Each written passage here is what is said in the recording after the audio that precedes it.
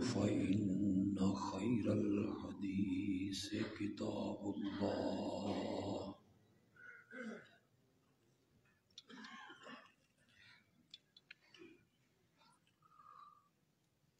وخير الهدي هدي محمد صلى الله عليه وسلم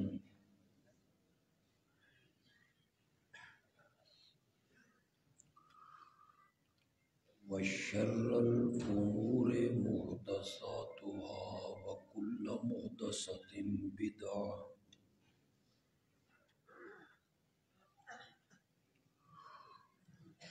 وكل بدعة ضلالة وكل ضلالة في النار.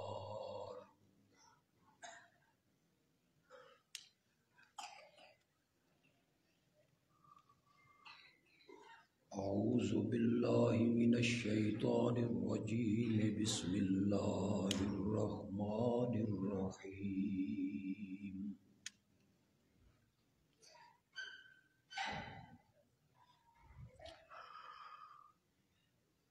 إن الله وملائكته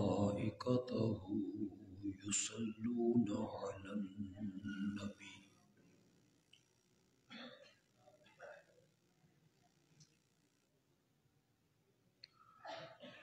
يا أيها الذين آمنوا صلوا عليه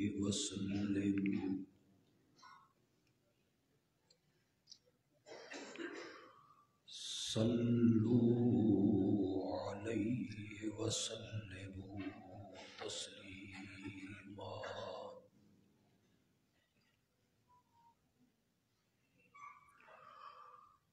اللهم صل على محمد وعلى آل محمد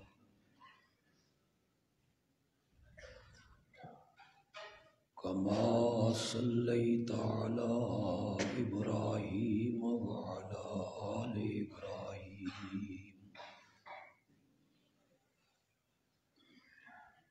إنك حميد مجيد.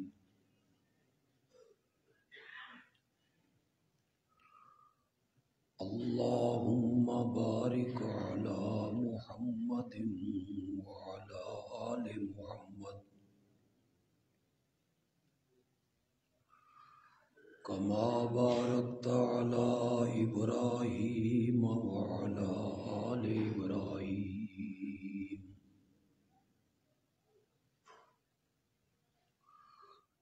إنك حميد مجيد.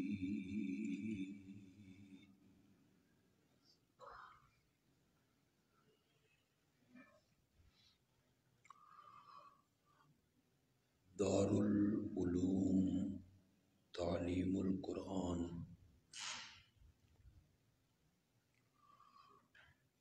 میرا مادر علمی ہے.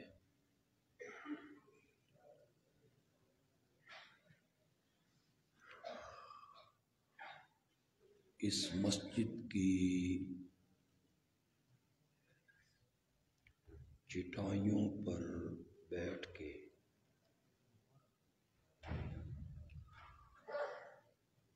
میں نے 2 مرتبہ حضرت شیخ القرآن مولانا غلام اللہ خان رحمت اللہ علیہ سے قرآن کی تفسیر پڑھی تھی.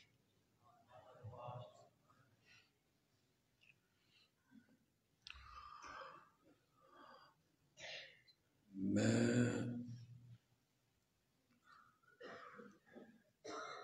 آج جو کچھ بھی ہوں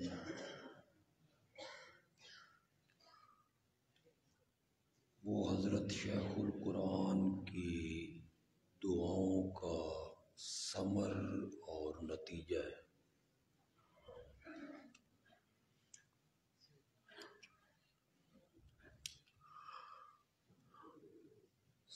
ساری زندگی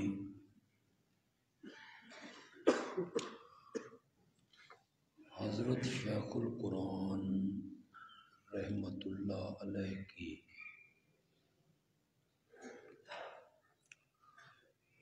تقریروں، جمعے کے خطبوں، قرآن کے دروس،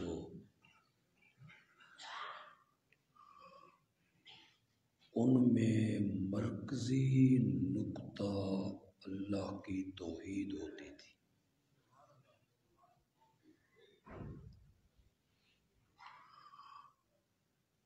وہ کہتے تھے کہ جب تک تقریر میں اللہ کی توحید بیان نہ کروں تو میری روٹی ہضم نہیں۔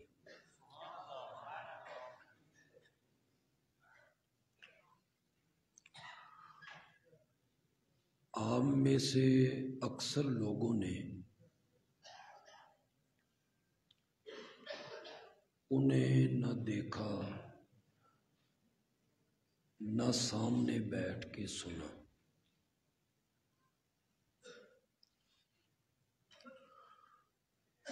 ہر تقریر میں، ہر خطبے میں یہی ضرب لگتی تھی، لا الہ الا۔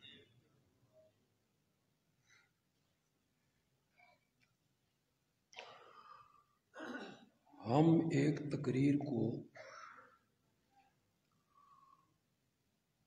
دہرائیں، لوگ کہتے ہیں یہ پہلے بھی سنی ہوئی۔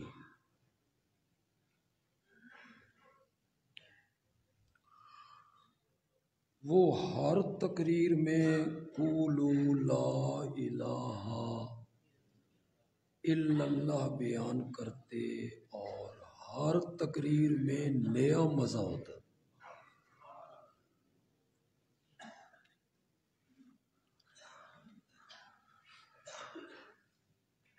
وہ 10,000 کے مجمع میں کھڑے ہوں یا 6-7 آدمیوں کے درس میں بیٹھے ہوں، توحید بیان کرنے کا انداز ایک ہی ہوتا تھا۔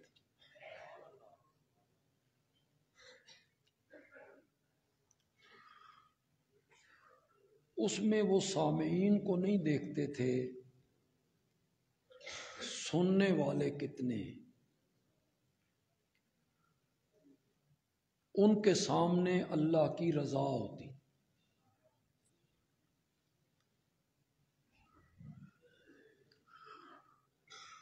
ملتان میں ہمارے ایک بڑے مہربان بزرگ ہوتے تھے، حاجی عبد الکریم صاحب، انتقال کر گئے، اللہ ان پر رحمتوں کی برکھا برسائے۔ بڑے موحد تھے اور مدارس کے بڑے معاون تھے۔ وہ سناتے تھے کہ ملتان کے ایک شیعہ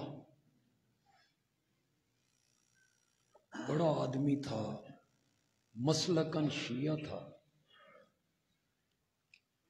اسے شوق آیا کہ میں توحید کانفرنس کروانا چاہتا تھا۔ وہ مسلکن شیعہ،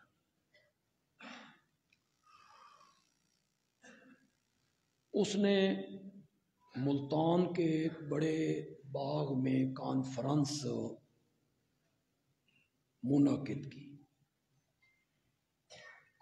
ایک دیوبندی عالم، ایک بریلوی عالم، ایک شیعہ عالم اور ایک اہل حدیث عالم۔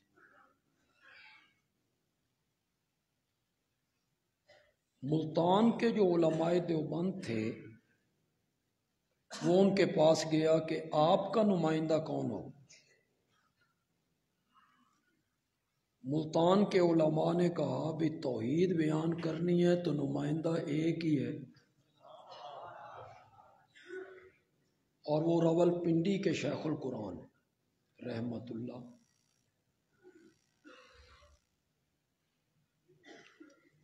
وہ بڑا رئیس تھا، اس نے ٹائم لے لیا۔ لاہور کے ایک بریلوی عالم تھے، ان سے بھی ٹائم لے لی۔ حضرت شیخ القرآن کو اس نے پیشگی کرایہ بھیج دی، منی آرڈر کر دیا پیشگی۔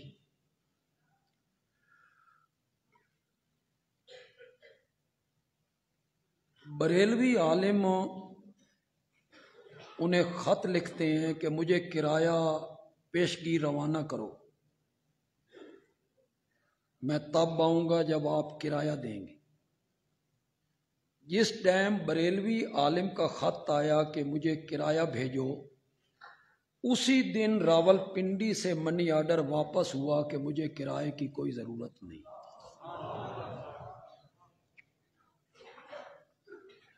میں آ جاؤں گا۔ جب حضرت شیخ سٹیج پہ گئے تو بریلوی عالم تقریر کر رہا، وہ وحدت الوجود اور توحید کی، انہیں کیا پتہ ہے بھی توحید کیا ہوتی۔ حضرت شیخ کی باری آئی، حضرت نے کہا یہ کیا ہوتا ہے وحدت الوجود اور لگے ہوئے ہو؟ توحید میں تمہیں سناتا ہوں جو صفا کی پہاڑی پہ کھڑے ہو کے آمنہ کے لال نے سنائی تھی۔ پھر شیخ نے ضرب لگائی، لا الہ۔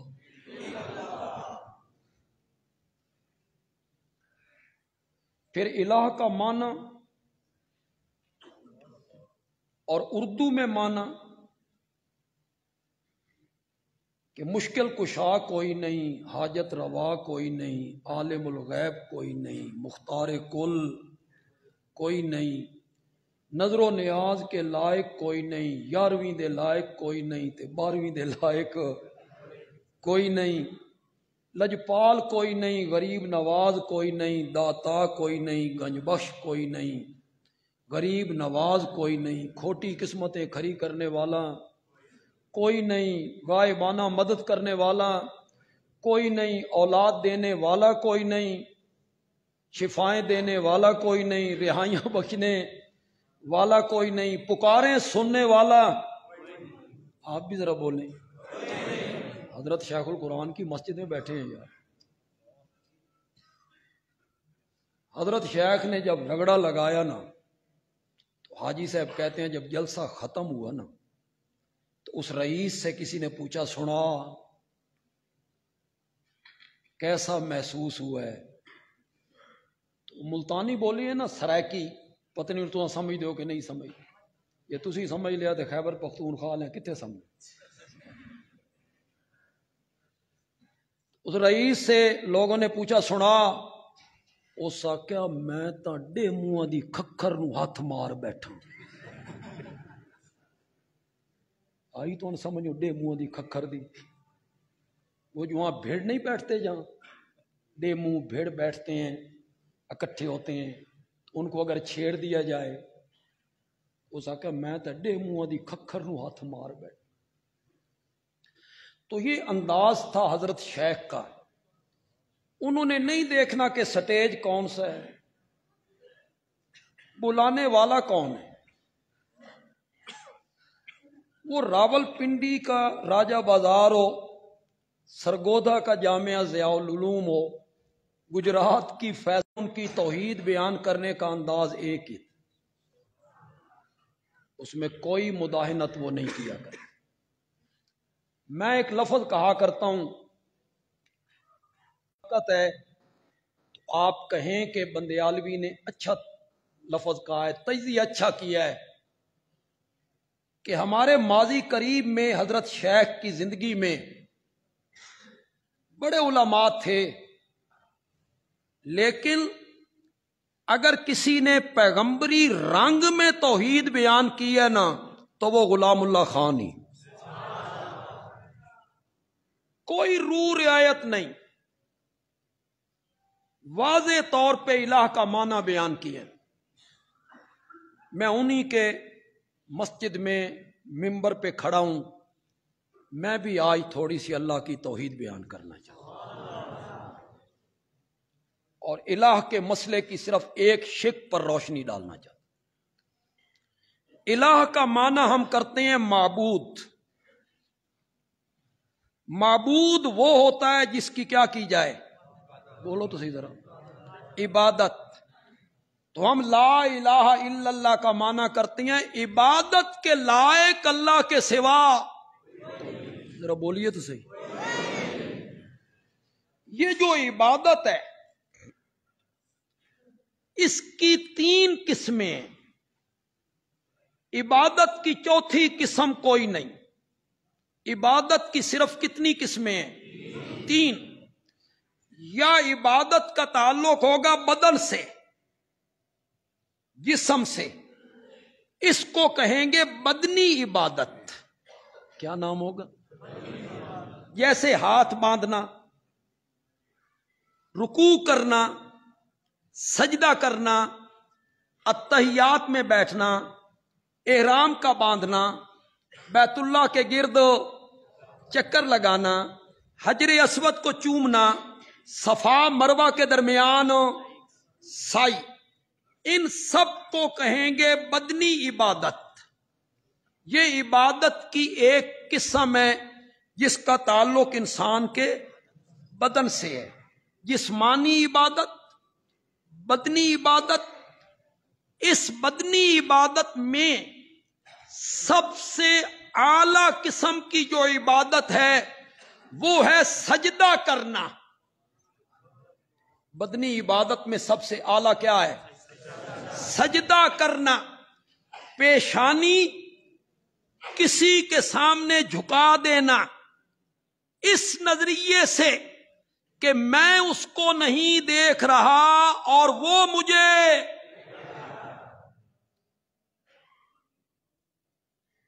یہ عبادت بدنی عبادت کی اعلی قسم ہے سجدہ کرنا۔ یہ حق صرف کس کا ہے؟ زور سے بولیے، ذرا زور سے بولیے۔ بس تھوڑی سی اس پہ روشنی ڈال کے پھر آگے بڑھنے کی کوشش کروں گا۔ میرا تجزیہ یہ ہے،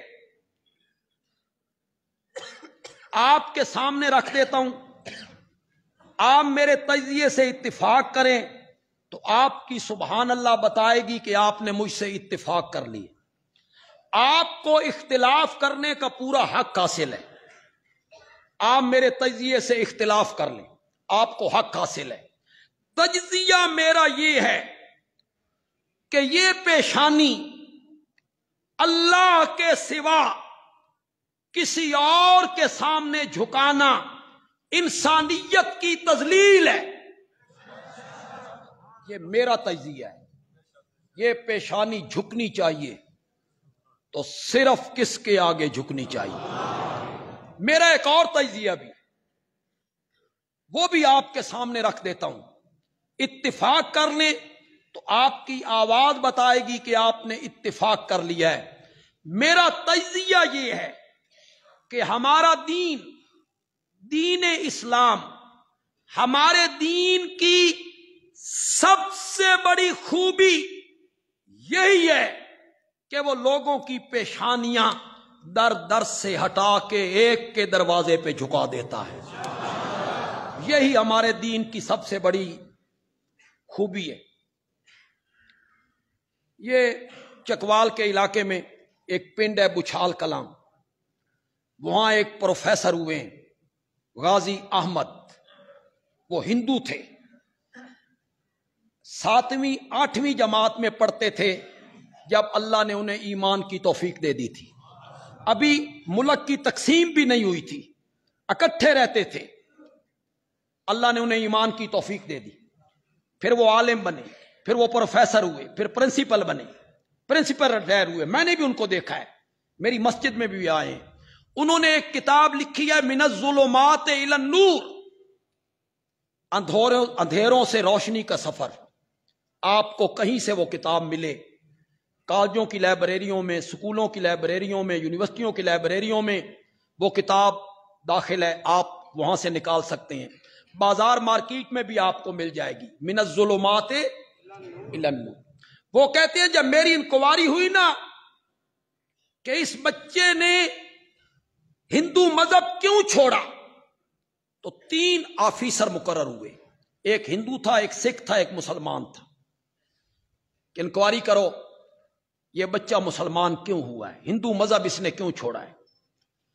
تو جو ہمارے مسلمان ٹیچر تھے انہوں نے میرے سامنے ہاتھ باندھے کہ خدا دا نا ہی ساڈا خیال کریں، ساڈا نا نہیں لینا۔ میں بچہ تھا، 13 سال کی عمر ہے یا 12 سال کی عمر ہے۔ پہلا سوال کیا ایک ہندو افسر نے، تو نے ہندو مذہب چھوڑنا تھا، سکھ ہو جاتا، عیسائی بن جاتا، نہ تو سکھ بنا نہ تو عیسائی بنا، ہندو مذہب چھوڑ کے تو مسلم کیوں بنا؟ یہ اس کا پہلا سوال تھا۔ غازی احمد کہتے ہیں میں بچہ تھا، میرے لیے جواب دینا بڑا مشکل تھا۔ میں نے کہا مجھے اسلام کی ایک خوبی نے متاثر کیا کہ وہ لوگوں کی پیشانیاں در در سے ہٹا کے ایک کے دروازے پہ جھکا دے۔ اس خوبی نے مجھے متاثر کیا اور میں مسلمان ہوں۔ وہ بھی پڑھے لکھے لوگ تھے کہ وہ لوگوں کی پیشانیاں در در سے ہٹا کے ایک کے دروازے پہ جھکا دیتا ہے۔ امبالے میں دیکھ، لاہور میں دیکھ، ملتان میں دیکھ، پنڈی میں دیکھ، جھنگ میں دیکھ، لوگ مزاروں کے سامنے جھکتے ہیں، کلمہ پڑھنے والے۔ غازی احمد کہتا ہے سوال بڑا ڈاڈھا سی، میرے پاؤں تلے سے زمین نکل گئی، پھر رب نے میرے ذہن میں جواب ڈالا، لیکن میں جواب آپ کو اس طرح نہیں سناؤں جس طرح تساں سننا چاہتے، قبرستان وچ میں نہیں سننا، میں زندہ لوگوں سنانا چاہتا۔ جواب بڑا زبردست اس بچے نے دیا، غازی احمد نے جواب بڑا خوبصورت دیا۔ غازی احمد نے اس ہندو کو کہا میں نے امبالہ، لاہور، ملتان کا اسلام قبول نہیں کیا، میں نے مدینے کا اسلام قبول کیا ہے، اور جو مدینے کا اسلام ہے اس کی یہی دعوت ہے کہ یہ پیشانی جھکے گی، صرف کس کے آگے جھکے گی؟ یہ بدنی عبادت ہے۔ عبادت کی دوسری قسم ہے مالی عبادت۔ وہ کون سی عبادت ہوتی ہے؟ جس کا تعلق مال سے ہے، پیداوار سے، اناج سے، سونے سے، چاندی سے، دولت سے، پیسے سے، اس کو کہتے ہیں مالی عبادت۔ یہ بھی حق کس کا ہے؟ اسی میں نظر ہے، اسی میں نیاز ہے، اسی میں منت ہے، اسی میں چڑھاوا ہے۔ میرا مریض ٹھیک ہو گیا نا تو میں اللہ کے رستے میں دیگ اتاروں گا، یہ منت ہے، منت ہے۔ میرا مریض ٹھیک ہو گیا نا تو میں مسجد میں 10,000 روپے دوں گا، منت ہے۔ اور ایک آدمی منت مانتا ہے میرا مریض ٹھیک ہو گیا نا بری امام پہ دیگ اتاروں گا، تو یہ بری امام کی کیا ہو گئی؟ منت۔ اور یہ کون سی عبادت ہے؟ مالی۔ اور کلمے میں کیا کہا تھا؟ اللہ کے سوا عبادت کے لائق کوئی۔ نظر عبادت ہے۔ عربی میں جس کو نظر کہتے ہیں فارسی میں اسے نیاز کہتے ہیں۔ سمجھ آئی کہ کوئی؟ یہ نہیں ہے نظر اور چیز ہے، نیاز اور چیز ہے، نا، جس کو عربی میں نظر کہتے ہیں اس کو فارسی میں نیاز کہتے ہیں۔ یہ نہیں نظر اللہ، نیاز حسین، نا، نظر بھی اللہ کے لیے۔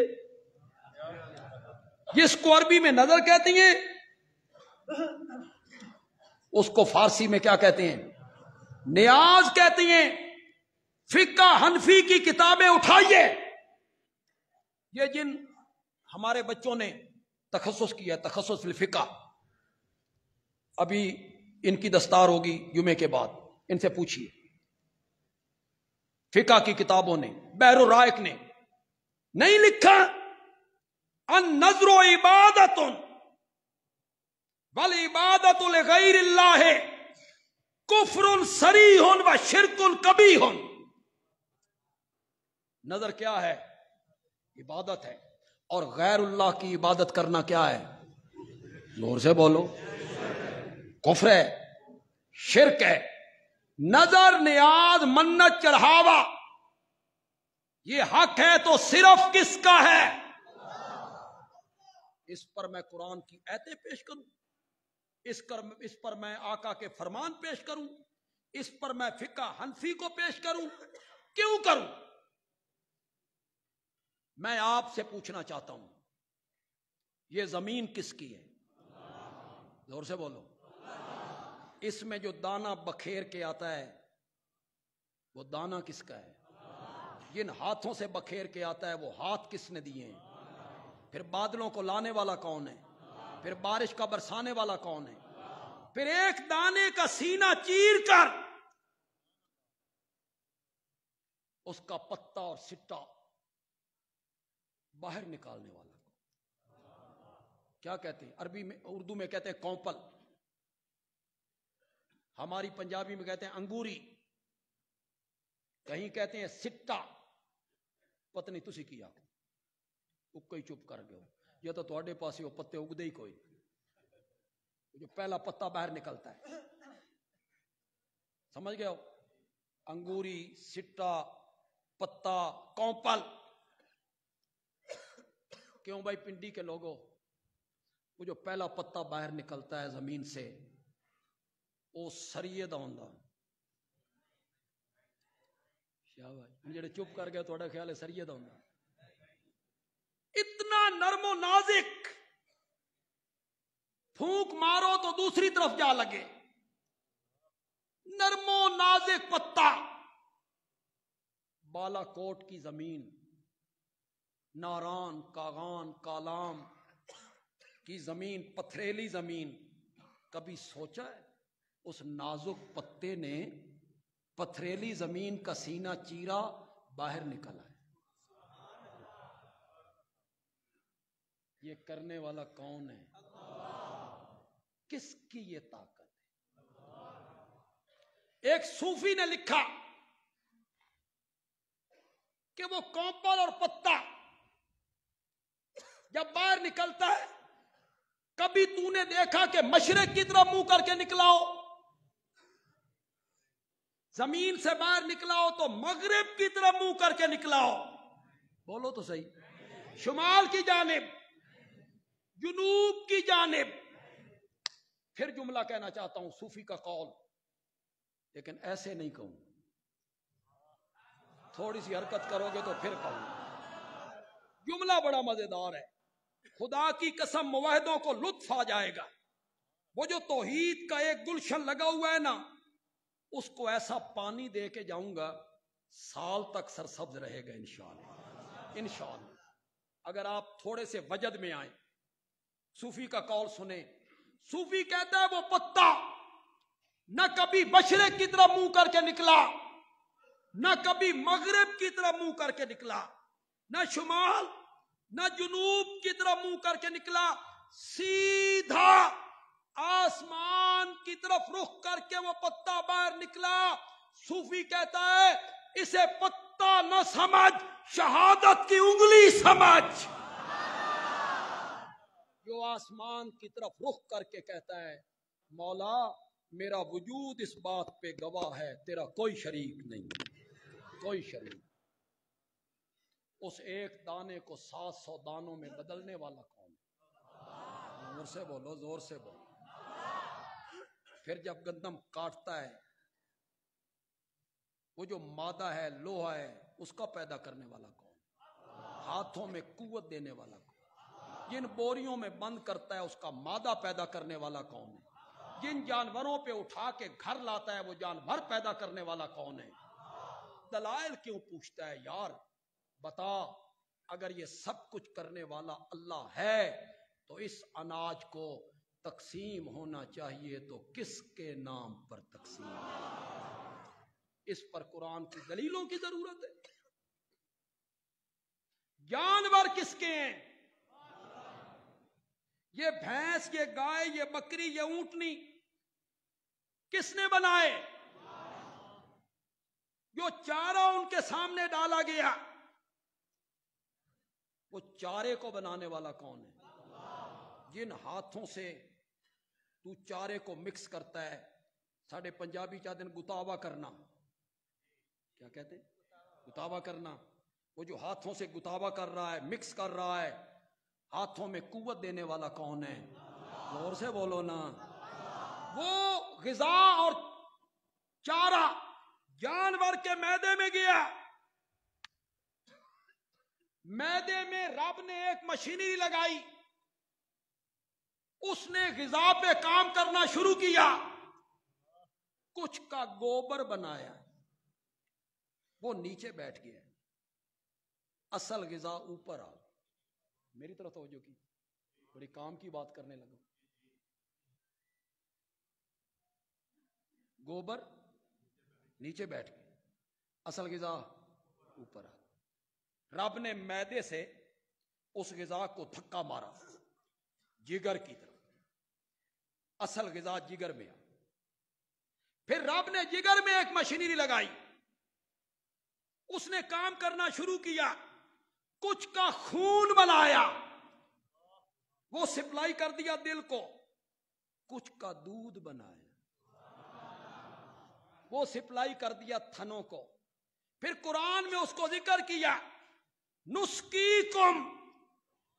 شیخ القرآن تجھے کہاں سے لے کے؟ نسقیکم مما فی بطونہ من بین فرث ودم۔ قرآن کہتا ہے جب غذا معدے میں تھی ہم نے گوبر سے الگ کر لی، جب جگر میں تھی ہم نے خون سے الگ کر لی، گوبر کا رنگ گدلا، پھر وہ بدبودار، خون کا رنگ سرخ، پھر وہ پلیت، من بین فرث ودم۔ ایک طرف گوبر پلیت تھا، ایک طرف خون پلیت تھا، دو پلیتیوں کے درمیان سے ہم نے تیرے برتن میں ڈالا لبنن خالصا، لبنن خالص، لبنن۔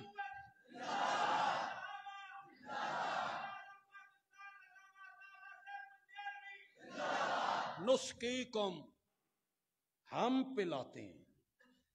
یہ ہم کے لفظ پہ تو ذرا غور کرو یار، میں پلاتا ہوں نہیں کہا، نسقیکم ہم پلاتے ہیں۔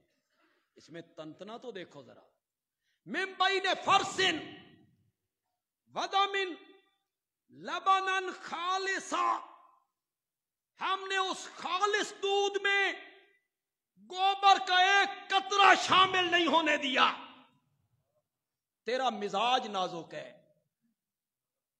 تو اسے برداشت نہیں کرتا، ہم نے خون کا ایک ذرہ شامل نہیں ہونے دیا۔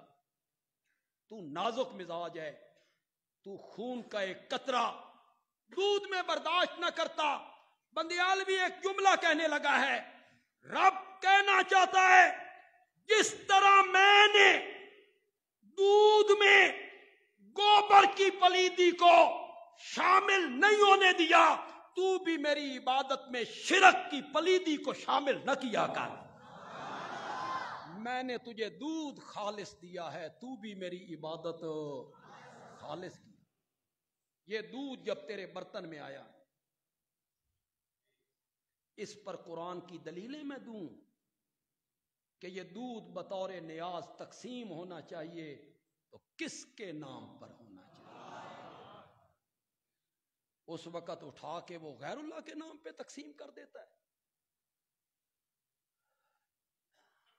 تو یہ عبادت کی دوسری قسم مالی عبادت۔ عبادت کی تیسری قسم ہے قولی عبادت۔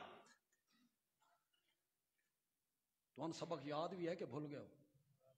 عبادت کی کتنی قسمیں میں نے بیان کی؟ پہلی جسمانی، دوسری مالی، تیسری جس کا تعلق کس سے ہے؟ جس کو عربی میں کہتے ہیں دعا، عربی میں کیا کہتے ہیں؟ دعا. فارسی میں اور ہمارے اردو میں کہتے ہیں پکارنا. کیا؟ مسائب میں، مشکلات میں، دکھوں میں، تکلیفوں میں، حاجات میں پکارنا. پکارنا یہ جو غائبانہ پکار ہے نا، یہ عبادت ہے. اور یہ حق کس کا ہے؟ میں نے ایک لفظ بولا ہے، پتہ نہیں آپ نے اس کی طرف توجہ کی کہ نہیں. میں نے مطلق پکار کو عبادت نہیں کہا، میں نے کیا کہا ہے؟ غائبانہ پکار. غائبانہ پکار. ورنہ تو یہاں کتنے دھوکہ دینے والے لوگ.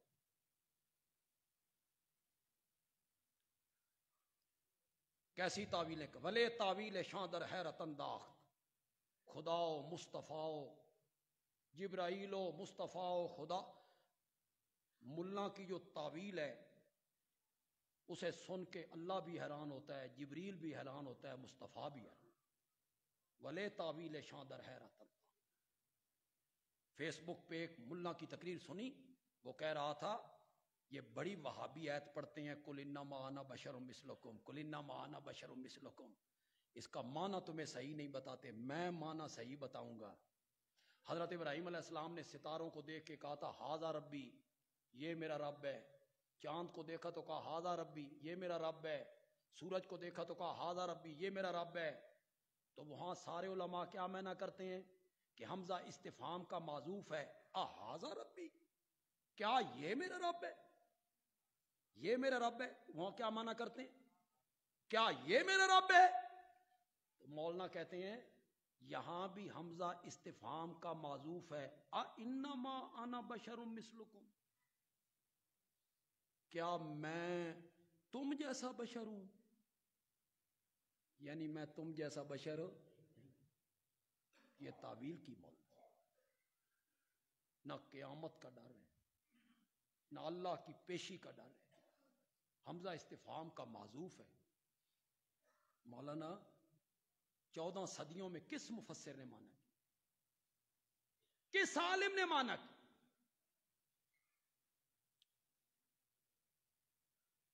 لوگ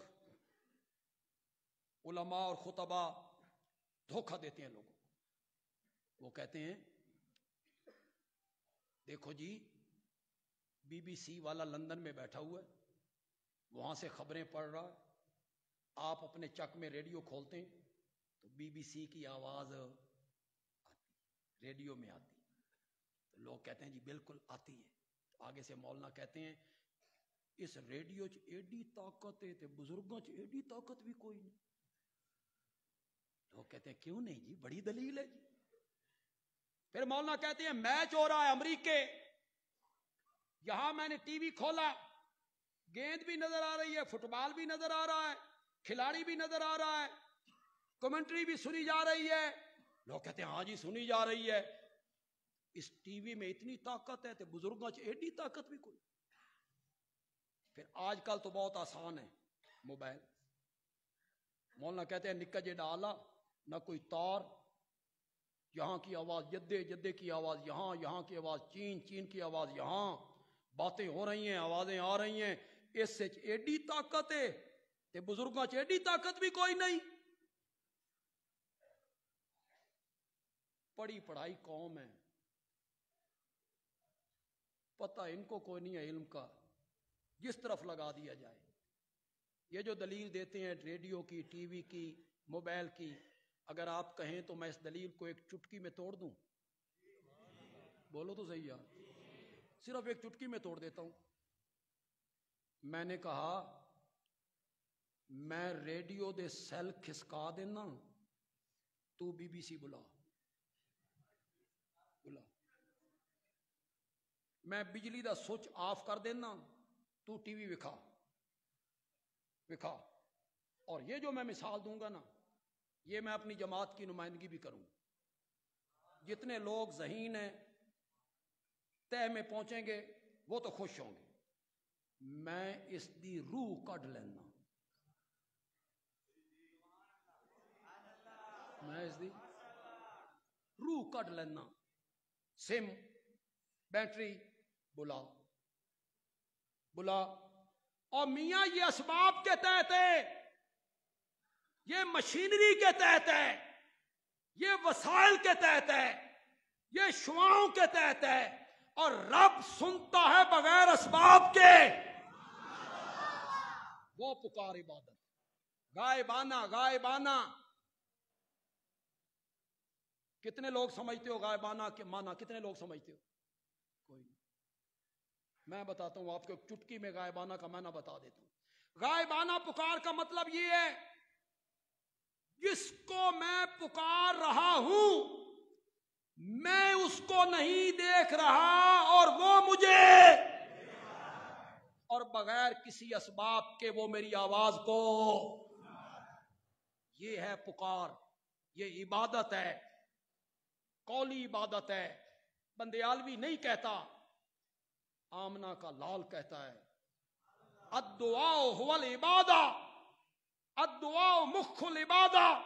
وقال ابن عباس الدعاء افضل العبادہ. میرے آقا نے کہا ساری عبادت کا مغز اور نچوڑ وہ کیا ہے؟ پکار ہے. پکار, اللہ کو پکارنا. تو یہ قولی عبادت ہے, پکارنا. یہ حق کس کا ہے؟ کس کو پکارنا چاہیے؟ کیوں پکارنا چاہیے؟ اللہ کی پکار کیوں کرنی چاہیے؟ سارے چپ کر گئے تو اتنے بھی پتہ نہیں. اللہ کی پکار کیوں کرنی چاہیے؟ اللہ ہے. اللہ کو اس لیے پکارنا چاہیے کہ وہ مالک ہے. اللہ کو اس لیے پکارنا چاہیے کہ وہ قادر ہے. اللہ کو اس لیے پکارنا چاہیے کہ وہ قدیر ہے. اللہ کو اس لیے پکارنا چاہیے کہ وہ مقتدر ہے. اللہ کو اس لیے پکارنا چاہیے کہ وہ مختار ہے. اگر آپ کی توجہ ہو تو میں یہاں ایک جملہ کہنا چاہتا ہوں. بولو, چند منٹ رہ گئے ہیں صرف. اگر آپ کی توجہ ہو تو میں یہاں ایک جملہ کہنا چاہتا ہوں. اللہ کو پکارو اس لیے کہ وہ قادر ہے. اللہ ہی کو پکارو اس لیے کہ وہ مالک ہے. اللہ ہی کو پکارو اس لیے کہ وہ مختار ہے. اور قادر بھی ایسا کہ چاہے نہ تو بغیر خامند کے مریم کی گود ہری کر کے رکھ دیتا ہے. قادر بھی ایسا ہے.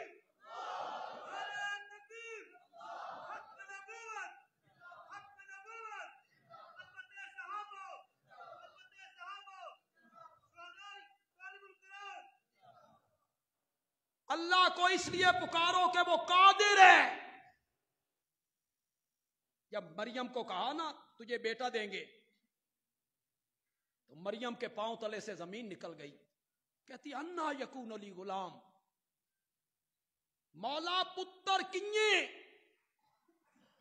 تو نے خود قانون نہیں بنایا کہ جب تک نر مادے کا جوڑا امتزاج نہ کرے اولاد پیدا نہیں ہوتی. شادی میری نہیں ہوئی, بدکارا میں نہیں. لم یمسسنی بشر, من کسی انسان ہاتھ نہیں لایا. اپنا قانون ہے اس کا, جب تک نر مادے کا جوڑا نہ ملے تو اولاد نہیں ہوتی. مجھے کسی انسان نے ہاتھ نہیں لگایا. پتر کنیے, کالا کذالک, کالا کذالک. کذالک کا جو کاف ہے یہ تشبیہ کا ہے. مانا کریں گے مریم اسی طرح. کاف تشبیہ کا, مریم اسی طرح. تو جب تشبیہ دیتے ہیں تو بتانا پڑتا ہے جس طرح وہ کام ہو گیا نا یہ بھی اس طرح ہو جائے گا. اللہ کیا کہنا چاہتے ہیں؟ اللہ کہنا چاہتے ہیں مریم تین نہیں بنایا، تین بھی تو بنایا، تو بھی تو دنیا میں نہیں تھی، تین بنا لیا تو تیرا پتر نہیں بنا سکتے؟ ہماری جماعت کے شیخ حضرت شیخ القرآن رحمت اللہ علیہ کے تفسیر کے استاد رئیس المفسرین مولانا حسین علی الوانی بولے، انہوں نے کہا کاف تشبیہ کا نہیں ہے، کاف لبیان الکمال، کاف لبیان الکمال مانا کریں گے یوں ہی، کیا مانا کریں یوں ہی، تو سمجھ بھی آئی کہ کون نہیں سمجھ؟ کاف لبیان الکمال دی تو سمجھ نہیں، میں تھوڑا سا اس کو کھول دیتا ہوں تو بڑی سمجھ آئے گی۔ مریم نے جب تعجب کیا نا مولا پتر کنگے، شادی میری نہیں ہوئی، پتر کنگے، کسی انسان من ہاتھ نہیں لایا، اللہ نے فرمایا مریم تیری شادی نہ ہوئی ہو، تجھے کسی انسان نے ہاتھ نہ لگایا ہو، پھر تجھے بیٹا دیں، یہی تو ہمارا کمال ہے، یہی تو ہمارا کمال ہے۔ اور مریم یہ میرا ہی قانون ہے، اللہ اکبر، یہ میرا ہی قانون ہے، نر مادے کا جوڑا نہ ملے نا اولاد نہیں ہوتی، میں نے خود قانون بنایا ہے، لیکن آج میں قانون توڑ کے اپنی قدرت کا مظاہرہ کرنا چاہتا ہوں۔ یہ جملے میں بالکل بلند آواز سے نہیں کہنا چاہتا، کبھی کبھی بلند آواز سے جملہ کہا جائے تو لوگ کہتے ہیں چلو سبحان اللہ آنکھ چھڈو، خطیب صاحب زور بڑا لائے، میں بالکل بلند آواز سے نہیں کہنا چاہتا، بالکل نرم لہجے میں کہنا چاہتا، لیکن جملے بڑے زبردست ہیں، آپ کی سبحان اللہ پہلے سے بھی زیادہ آواز سے ہونی چاہیے اگر وہ جملہ پسند آئے، اگلا جملہ پسند آئے تو۔ مریم نے جب تعجب کیا نا، اللہ نے کہا مریم قانون میں نے بنایا ہے کہ نر مادے کا جوڑا نہ ملے نا اولاد نہیں ہوتی، لیکن آج میں اپنا قانون توڑ کے قدرت کا مظاہرہ کرنا چاہتا ہوں، لوگوں کو یہ بتانا چاہتا ہوں اگر دنیا کے ضابطے ختم ہو جائیں، دنیا دے قانون مک جان، دنیا کے اصول ٹوٹ جائیں، ڈاکٹروں کا بورڈ فیصلہ کر دے یہ مریض موت کے پنجے سے نہیں بچ سکتا، وکیلوں کا پینل یہ فیصلہ کر دے یہ مجرم پھانسی کے پھندے سے نہیں بچ سکتا، ڈاکٹروں کا پینل یہ فیصلہ کر دے اس عورت کی کوکھ سے اولاد پیدا نہیں ہو سکتی، دنیا کے قانون ختم ہو جائیں، ضابطے ختم ہو جائیں، پھر بھی میرے دروازے سے نا امید نہ ہوا کرو، میں کبھی کبھی قانون توڑ کے قدرتوں کے مظاہرے بھی شروع کر دوں، میرے دروازے پہ رہو، مجھے ہی پکارو، مجھے کیوں پکارو؟ اس لیے پکارو کہ میں مالک ہوں، لہ الملک، پڑھیے میرے ساتھ تبارک الذی بیدہ الملک، پڑھیے میرے ساتھ للہ ملک السماوات والارض، پڑھیے میرے ساتھ قل اللہم مالک الملک، مالک میں ہوں، ملک میرا، اقتدار میرا، اختیار میرا، اور جب اپنے سوا کا ذکر کیا فرمایا ما یملکون من قطمیر، اپنی باری آئی تو کیا کہا للہ ملک السماوات والارض، اور ان کی باری آئی جن کو میرے سوا تم پکارتے ہو ما یملکون من قطمیر، وہ ایک کھجور کے دانے کے مالک نہیں، بے شک بے شک، قطمیر دا میں نہ کھجور ہے تو پھر بے شک کیوں کہتے ہو؟ کہو نا غلط میں نہ کر رہے ہو، وہ ایک گٹھلی کے مالک نہیں، ٹھیک مانا کیا میں نے؟ نہیں، کیا میں نے؟ کھجور کی گٹھلی کے اوپر جو ایک باریک سا پردہ ہے وہ اس پردے کے مالک بھی کوئی اللہ ہو۔ یہاں اگر کوئی تاجر بیٹھا ہے، وپاری، آڑتی، میرے نال سودا کرے یار، میں 1,00,000 پردے اکٹھے کردا، وہ 100 روپے دے لے، اٹھو 1,00,000 پردے 100 روپے کے لیتے ہو؟ کوئی قیمت نہیں۔ 1,00,000 پردے بھی 100 روپے کے لیے لینے کے لیے کوئی تیار نہیں۔ مولا ایڈی نکمی شے تو نے گٹھلی پہ چڑھائی کیوں؟ یہ بات جب بندیالی بیان کرے گا پھر موحدوں کو لطف آئے گا۔ مولا ایڈی نکمی شے تو نے گٹھلی پہ چڑھائی کیوں؟ فرمایا ہم نے وہ پردہ گٹھلی پہ اس لیے چڑھایا تاکہ گٹھلی کی جو کھٹاس ہے نا وہ کھجور کی مٹھاس کی طرف نہ چلی جائے، مٹھاس ادھر نہ آئے، کھٹاس ادھر نہ جائے۔ ہم نے پردہ لگایا، پردہ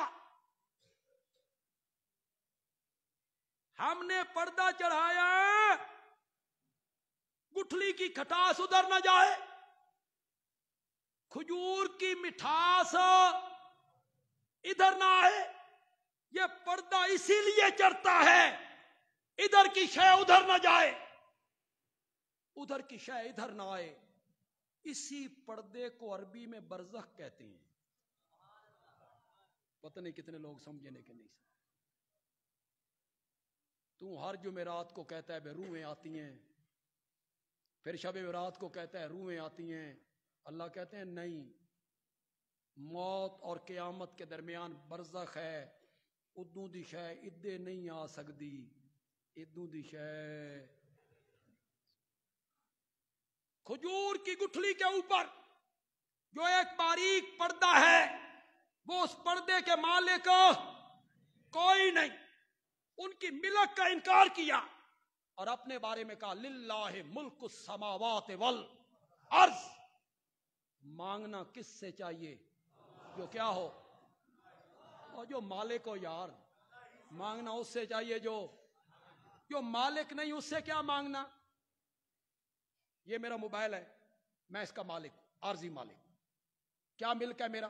میں کسی کو تحفہ دے دوں میری مرضی، بیچ دوں میری مرضی، اتنا اختیار اللہ نے مجھے اس پر دیا ہے۔ آپ میں سے ایک بندہ اٹھ کے کہتا ہے بندیالوی صاحب اے موبائل من دے دو، اگوں میں دیواں یا نہ دیواں، منگنا تے صحیح ہے نا۔ کس سے مانگا؟ جس کے اختیار میں تھا، دینا نہ دینا جس کے اختیار میں تھا۔ آپ نے مجھ سے مانگا۔ ایک بندہ آپ سے اٹھ کے کہتا ہے بندیالوی صاحب یہ جب ہم مارکیٹ میں داخل ہوتے ہیں مسجد کے لیے اور دائیں بائیں 2 دکانیں ہیں، اے تساں میرے نہ لواؤ۔ مجھے کہتا ہے یہ 2 دکانیں جو سامنے والی ہیں فرنٹ والی، یہ آپ میرے نام لگا دیں۔ اس کا مانگنا صحیح یا غلط؟ کیوں غلط؟ شاباش شاباش، کیوں غلط؟ میں ان دکانوں کا مالک نہیں۔ اتنی بات لوگوں کو کیوں سمجھ نہیں آ رہی؟ مانگنا اس سے چاہیے جو مالک ہو، جو مالک ہی نہ ہو اس سے مانگنا کیا ہے؟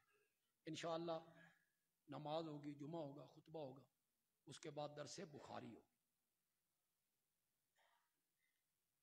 ایک حدیث سننے میں آپ اگر شامل ہو جائیں گے تو آپ کا نام بھی طالب علموں میں آ جائے گا۔ جی، بڑی خوش قسمتی ہوگی آپ کی۔ اور آپ نے سننا نہیں ہے، یہ سبق پڑھنا ہے۔ نیت کیا کرنی ہے کہ ہم آخری حدیث کا سبق، ہم بھی ایک حدیث پڑھنا چاہتے ہیں۔ اللہ آپ کو بھی زمرے میں شامل کر دے، اس کی رحمت سے کیا بعید ہے۔ تو سب حضرات بیٹھیں گے جمعے کے بعد، پھر ان بچوں کی، ہمارے عزیزوں کی دستار ہوگی۔ یہ کہاں کہاں سے یہاں آپ کے شہر میں آئے ہیں، اس منظر کو بھی آپ دیکھیں گے، ان کی حوصلہ افزائی بھی آپ کریں گے۔ وما علینا الا البلاغ المبین۔